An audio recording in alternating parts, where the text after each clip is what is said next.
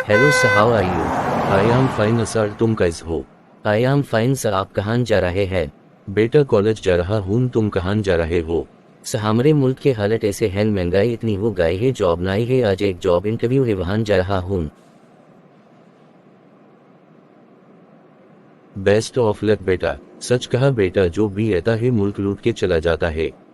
सबके सब चोर हैं। चोर से याद आया, ट्यू में एक सूची कहानी सुनता हूँ, अगर तुम लेट नहीं हो रहे तो। जी सर, जरूर लेट नहीं हो रहा। Okay good. अजीब तरीन चोरी का वाकया। एक निहायत शातिर और माहिर चोर ने चोरी की खातिर महंगा लिबास जेबतन करके मज़स और मुहतरम दिखाई देने वाले शेख जैसा हुलिया बनाया और सराफा बाजार में सुनार की एक दुकान के अंदर चला गया।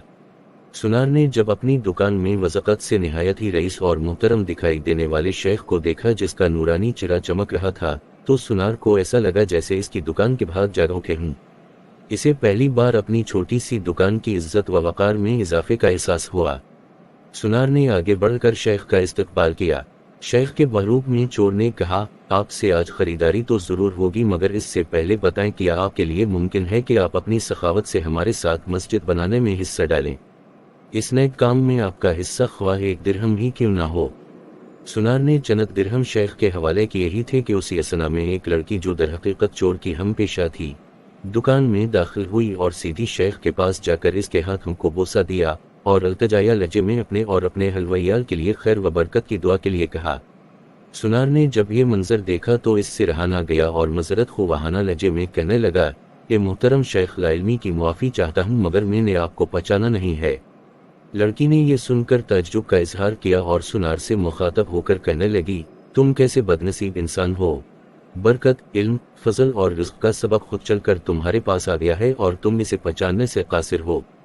लड़की ने शेख की तरफ इशारा करते हुए कहा कि ये फलां इलाके के मशहूर व मरूफ शेख हैं, जिन्हें खुदा ने कसरत इल्म, दौलत की फरवानी और हर कस्म की दुनियावी नेमतों से माला माल कर रखा है। इन्हें इंसानों के भले के सिवा किसी चीज़ की हाजत नहीं है। लोग इनकी एक झलक देखने के लिए बेताब रहते हैं।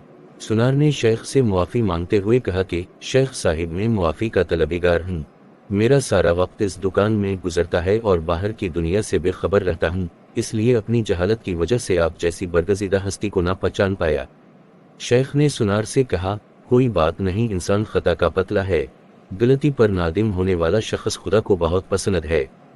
तुम ऐसा करो, अभी मेरा ये रूमाल ले लो और 7 दिन इससे अपना चेहरा पहुँचते रहो। 7 दिनों के बाद ये रूमाल तुम्हारे लिए ऐसी बरकत और ऐसा रिज़्क़ ले आएगा जहाँ से तुम्हें तवक्को भी ना होगी। जौहरी ने पूरे अदब व एहतराम के साथ रूमाल लिया, इसे बोसा दिया, आंखों को लगाया और अपना चेहरा पहुँचा, तो ऐसा करते ही वो बेहोश कर गिरा।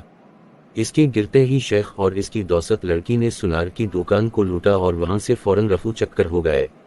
इस वाक़े को जब 4 साल गुजर गए और सुनार रूद होकर अपना नुकसान भूल चुका था।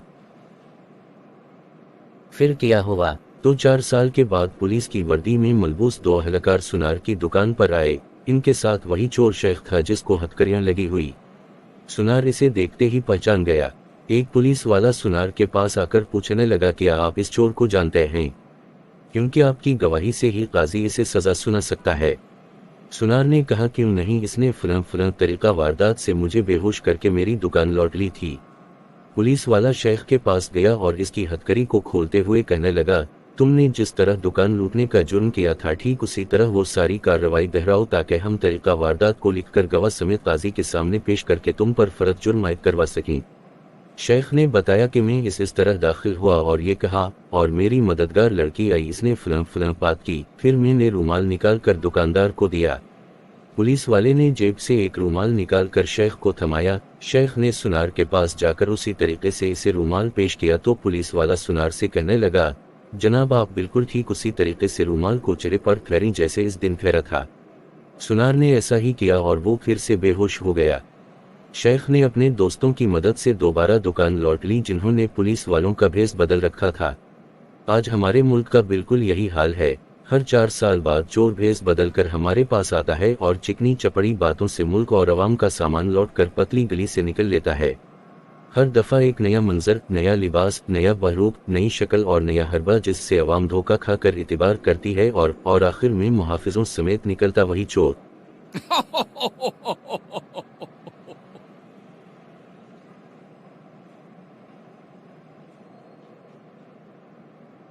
بہت خوب سب بالکل صحیح کہا، ہمارے ملک کا بھی یہی حال ہے۔ ایگزیکٹلی بیٹا، چلو بس آگائی میں چلتا ہوں، take care. Take care sir and thank you.